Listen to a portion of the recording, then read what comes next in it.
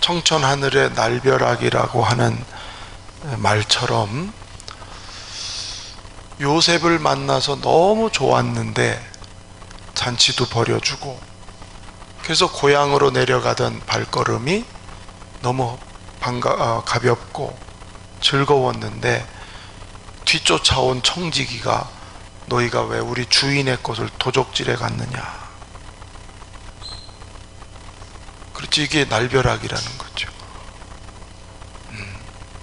그래서 우리는 그런 일을 할 리가 없다. 곡식 살 돈을 가지고 온 사람들인데 그럴 리가 없다. 만약에 발견되면 다 당신의 종이 되겠다. 자기들은 정말 그 점에서는 분명하니까. 그래서 짐을 풀어보기 시작하는 거예요.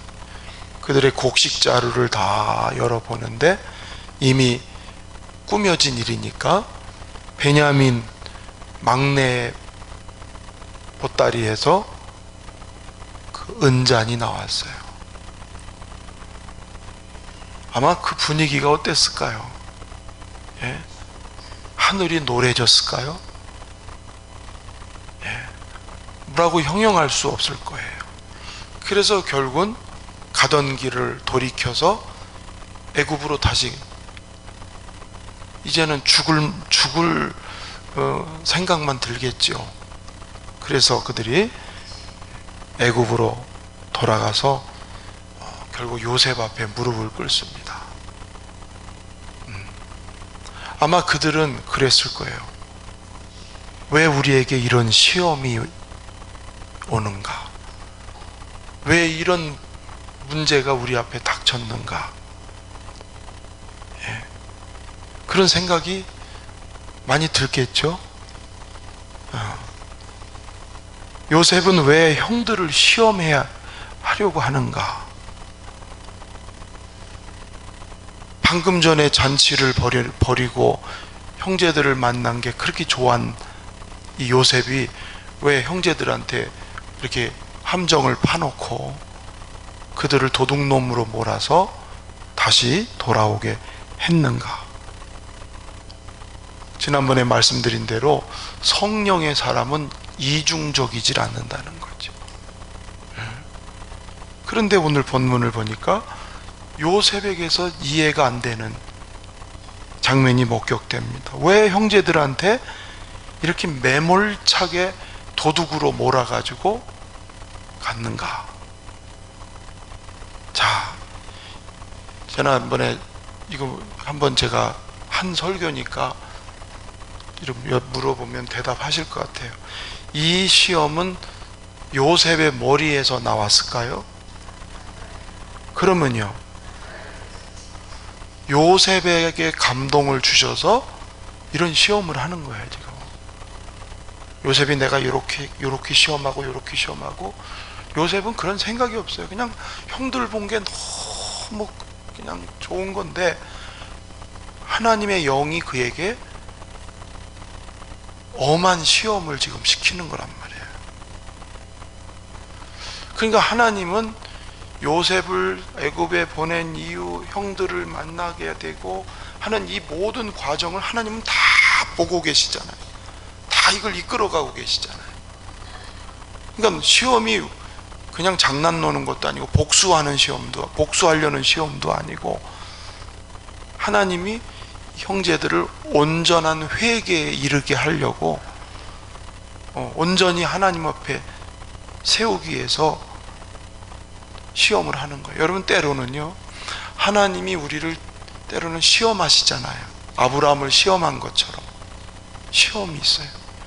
근데 하나님이 직접 하는 시험도 있고요, 사람을 통해서 하는 시험도 있어요. 오늘 요셉은 하나님이 요셉을 통해서 시험하는 것처럼,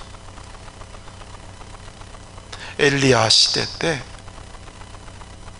이스라엘의 흉년 3년 6개월 흉년의 때 하나님은 엘리야한테, 엘리야야 저 사르밧에 가봐라. 지금 모든 사방이 먹을 게 떨어졌는데 거기 가면 과부 하나가 있을 거다. 그 과부한테 가서 먹을 거를 달라고 그래라. 그래서 엘리야가 사르밧에 가, 이방 땅이죠, 시돈 땅이죠, 사르밧에 가서 한 과부에게 나에게 먹을 거를 주라고. 만일 목사가 여러분한테 이렇게 했으면 어떻게 됐을까? 이 지금 가뭄이 막 이럴 때에 목사가 여러분한테서 먹을 거 좀 달라고. 먹을 게 다 떨어졌어. 없어요. 이거 하나 조금 남은 거 먹고 내 아들하고 먹고 나 이제 죽으려고 그러는데 그래도 나부터 나 주라고. 자, 제가 그렇게 했어요. 전영철 성도님, 제가 그렇게 하면 어떡해?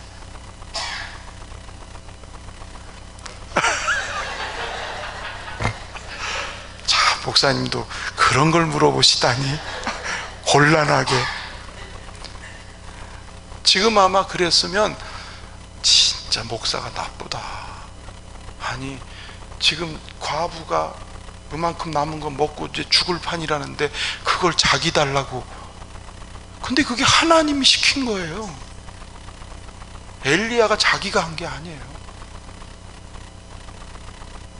사르밧 과부한테 엄청난 시험입니다. 때로는 하나님이 사람을 통해서 하세요. 김 집사님,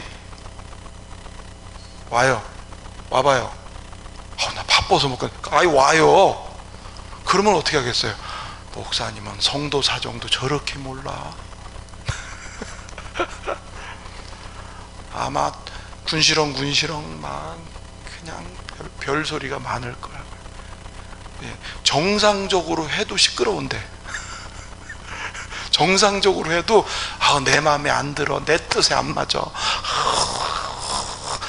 이 동네 말고 먼저 살던 동네에서 그랬단 말이에요.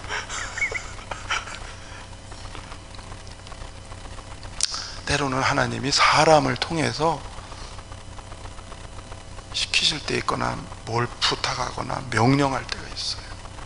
참 어려운 거예요. 근데 요셉은 하나님이 하신다는 걸 믿기 때문에 지금 이 무섭게 자기 형들을 향해서 도둑놈으로 몰아간다는 게 인간 상식으로는 이건 잘 이해가 안 되는 거예요. 육정을 가진 사람의 마음으로 자기 형들을 도둑으로 몰아가지고 어쩌자는 거예요. 근데 요셉은 하나님이 하시는 일이라는 걸 믿어요. 그냥 그대로 순종하는 거예요. 여러분, 요셉이 어떤 사람이었냐면 어렸을 때 꿈꾸고서 형!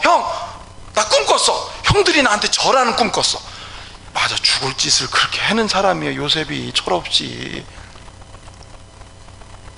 어리니까 그렇잖아요. 철딱선이 없으니까. 자기 형들한테, 형 집단이 나한테 나 절하더라. 에이고, 요거 맞을 짓 하는 거잖아요. 그리고 심지어는 자기 부모한테 가가지고 해와 달과 11별이 나한테 절한다고. 그러니까 아버지도 심기가 불편한 거예요. 야곱이 이뻐하는 아들이긴 하지만 말하는 게 좀 거시기 하잖아요. 거시기는 상상하세요?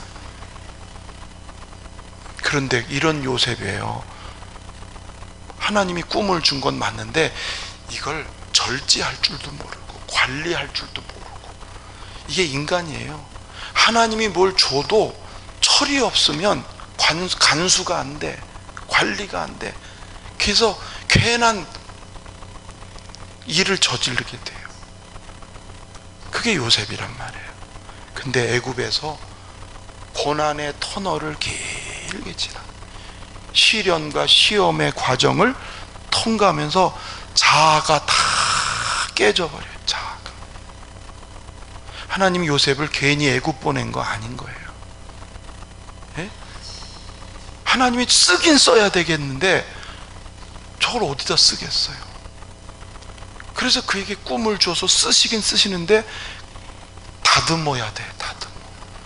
애굽에 10년 10수년 보내서 다듬고 깨트러지고 그때부터 요셉은 나는 아무것도 아니다. 세상 살아가는 것은 내가 머리 좋고 내가 꿈 꿨고 내가 뭐가 있어서 사는 게 아니다. 세상 사는 거에 대한 통찰, 나이가 젊지만 시련과 연단을 받으면서 통찰력이 생겼어요. 아, 내 힘으로 사는 게 아니구나. 하나님이 여기서도 나와 함께 계시고 저기서도 나와 함께 계시고, 이 가장 밑바닥에 있지만 하나님이 여기도 계셔서 나를 도와주시는 거 보니까 절대로 내 힘으로 사는 게 아니고 오직 하나님의 힘으로 사는, 그걸 철저하게 깨달은. 그러니까 어리지만 성숙해잖아요. 요셉이 어린 나이인데도 성숙해. 나이 이제 약관의 나이에 30, 40 사이에요. 여기 32야. 저기 있네. 대부분이 몇 살 이상이에요? 몇 살? 에? 아유, 서민재 집사님 30이라고? 아, 32야라고요? 눈치를 채셨구나. 뭔 말인지. 그러니까 깨달으니까, 아, 하나님이 내게 어렸을 때 주신 꿈이 내 자랑하라고 준 꿈이 아니고, 응? 내 영광을 사람들한테 보이라고 한 꿈이 아니라, 이렇게 꿈을 주신 것은 하나님이 뭔가를 일하기 위해서, 하나님의 성공을 위해서 주신 거라는 걸 아는 거예요. 내가 잘나서 꾸는 것도 아니고, 내가 무슨 뭐 자격이 있고 공로가 있어서 하나님이 하는 게 아니고, 은혜로 주신 거를 하나님이 그렇게 이루어 가시는구나 깨달았어요. 그래서 나중에 다음 장에 45장에 가보면요, 요셉이 형들을 이런 얘기 하잖아요. 형들이 나를 판 것 때문에 근심하지 마시라고. 하나님이 나를 여기로 보내셨다고. 형님들이 나를 팔아버린 게 아니고 하나님이 나를 먼저 우리를 구원하기 위해서 나를 보낸 거라고. 얼마나 깊은 통찰력입니까? 그게 시험의 유익인 거예요. 우리에게 이런 깨달음이 있으면 정말 좋아요. 시험이 있어도 이것이 우리를 성숙하게 하는, 할렐루야. 그러니까 자기 감정은 형들을 만났을 때 그 벅찬 마음 있었잖아, 분명히. 그걸 억제하고 자기 생각을 내리고 하나님 뜻대로 형들을 도둑으로 몰아서, 인간적으로는 차마 못할 짓이지만 하나님의 뜻 앞에는 자기 감정, 자기 생각 다 내려놓고 그 시험하는 도구로서 요셉이 지금 쓰여지고 있단 말이에요. 아멘.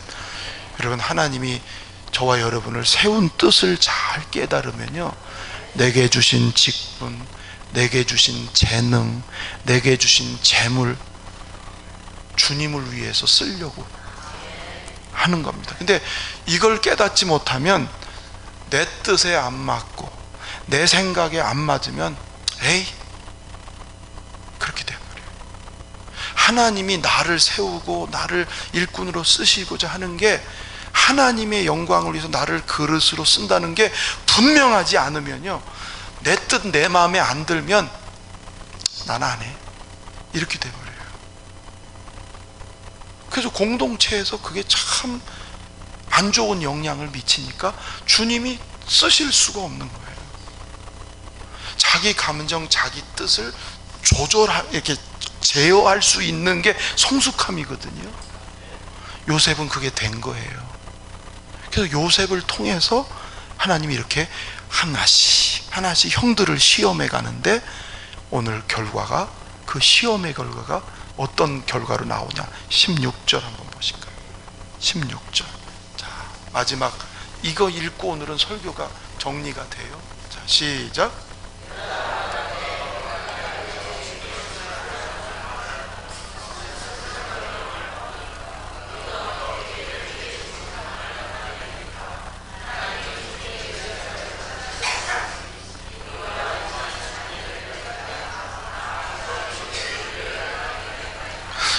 여기서 유다가 딱 나서요.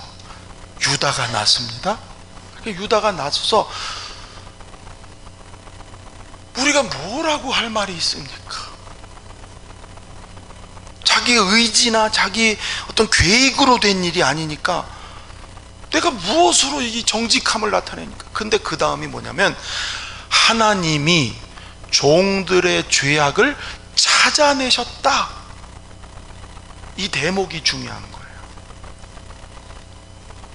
예, 하나님이 종들의 죄악을 찾아내셨다. 이게 뭐냐면요, 그 순간에 유다의 이 지각을 깨우는 게 뭐냐면, 이미 세월이 십수년 지난 옛날에 자기가 동생들을 팔아버린, 응? 요셉을 팔아버린, 그게 딱 나타나는 겁니다. 여러분, 하나님이 지각을 열면요, 옛날에 지었던 죄, 어렸을 때 지었던 죄, 아니면 잊어버렸던 죄, 그것까지 다 화면에 떠오르듯이. 그래서 회개하는 사람들 얘기 공통적인 뭐냐면, 비디오가 돌아가듯이 옛날에 지었던 죄가 촉촉촉촉촉촉, 어렸을 때 남의 집에 가서 뭐 훔친 거, 누구 속였던 거, 그것까지 촉촉촉촉촉촉촉 떠오른다는 거예요. 사실은 시간 지나면 그랬었나? 다 잊어버릴 때가 많은데, 하나님이 우리의 지각을 열어서 회개하게 할 때는 그게 다 떠오르게 하세요. 그러니까 이런 얘기하는 거예요. 하나님이 종들의 죄악을 찾아내셨다. 찾아! 우리는 다 잊어버렸고 다 지나간 거로 이제는. 그런데 하나님은 그거를 절대 잊어버리거나, 왜냐하면 이 죄가 해결된 게 아니거든요. 하나님의 거룩한 나라를 세워가려면, 이 공동체를 세워가려면 죄 문제가 해결돼야 되거든요. 그렇죠? 그래서 하나님이 죄를 찾아내셨다고. 결국은 죄를 고백하는 얘기를 지금 하고 있는 겁니다. 숨겨진 죄도 다 드러내고. 한번 합시다. 하나님은 다 보고 계신다. 어떤 마음인지 다 보고 계신다. 그렇죠? 예. 그래서 하나님, 그래도 하나님의 은혜예요. 이게 은혜라는 거예요. 다 잊어버렸는데 하나님은 찾아서 회개하도록 그 자리로 이끌어 주신 게, 그래서 시험의 과정이 이 죄를 찾아서 진짜 회개하게 하려고, 진짜 회개하는 장면은 이제 다음 장면에 나오는데, 이게 그 발견한 첫 고백이라 그런 거예요. 그 다음에 이제 뭐라 그러냐면, 읽어보실까요? 우리와 이 잔이 발견된 자가 다 내 주의 노예가 되겠나이다. 자, 뭘 느낄 수 있나요? 그것은 뭘 우리와 이 잔이 발견된 자가 다 내 주의 노예. 뭘 느낄 수 있으세요? 응? 진심. 어떤 진심?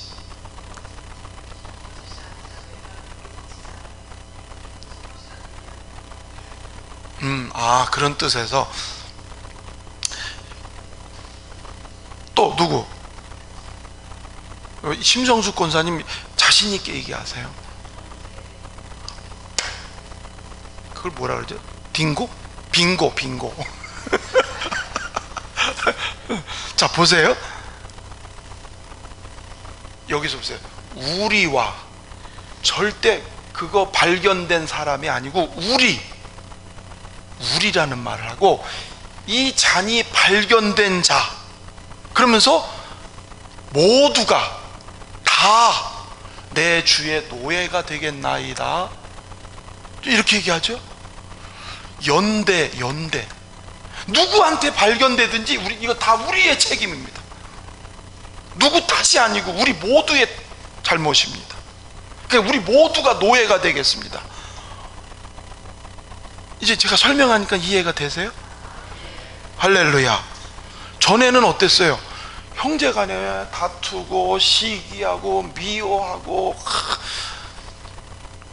왜냐면 부인 넷에서 나온 자식들이니까 얼마나 신경전이 벌어지겠어. 그렇죠? 얼마나 내부적으로 골치가 아프겠어요. 갈등과 시기와 이게 얼마나 많겠느냐 말이에요. 오죽하면 팔아버려. 동생을 죽이려고 해. 근데 지금은 아니에요. 그때 동생을 팔아버린 죄를 발견하고 나니까 바로 우리가 다 그 책임을 다 우리 같이 지겠다. 이게 놀라운 변화예요. 누구 탓을 하려고 안 해요. 베냐민한테 발견되잖아요. 너 이게 무슨 짓이야 이놈아. 그렇게 안 한단 말이에요. 베냐민한테 발견됐어도 절대 베냐민 때문이 아니야. 우리 모두가 책임을 지겠다. 어떻게 해서 이런 일이 생겼는지 그걸 따지는 게 아니에요. 지금 그냥 우리가 다 노예가 되겠습니다. 결국은 하나님 앞에서 하나의 형제가 되는, 사실은 시험의 끝이 이겁니다. 지금 어떤 모습으로 변했냐면 하나 되고 화평한 모습, 그리고 죄를 발견하니까 거룩함으로. 그래서 이 얘기를 지난주에 히브리서 성경을 인용했어요. 혹시 있나요? 히브리서 12장 14절. 감사합니다. 시작. 모든 사람과 더불어 화평함과 거룩함을 따르라. 이것이 없이는 아무도 주를 보지 못하리라. 여러분 보세요. 주님을 볼 수 있는 사람, 어떤 사람이냐? 화평하고 거룩한 사람. 이런 사람이 주님을 봐요. 그런데 이걸 생각해보세요. 교회가 자꾸 이상한 죄가 돌고 자꾸 불순종하고 막 이래요. 교인들 간에 막 다투고 시비 걸고 교인들 간에 아웅다웅하고 미워하고, 그러면 그 교회가 주님을 볼 수 있을까요? 절대 못 봐요. 수백 명이 모이면 뭐 하겠고, 수천 명이 모이면 뭐 하겠고, 교회 재정이 수억씩 되면 뭐 하겠냐고. 주님하고 아무 상관없어. 지금 이 핵심이 뭐예요? 야곱의 아들들을 통해서 하나님의 나라, 즉 오늘로 말하면 교회를 지금 하나님이 세우려고 하는 거거든요.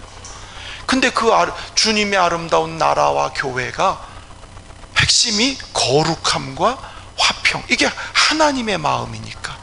하나님은 거룩하시잖아요. 하나님은 화평의 하나님이시잖아요. 이 두 분의 모습을 이어받는 게 교회고 하나님의 나라예요. 그래서 요셉은 하나님이 시키는 대로 지금 이 시험을 했잖아요. 근데 오늘 그 시험 결과가 우리 모두가, 첫 번째는 죄를 발견했다 그러고, 두 번째는 우리가 다 책임을 같이 지겠다. 여러분, 이렇게 세워지지 않는 공동체, 저희 교회는요 모래 위에 세워진 거예요.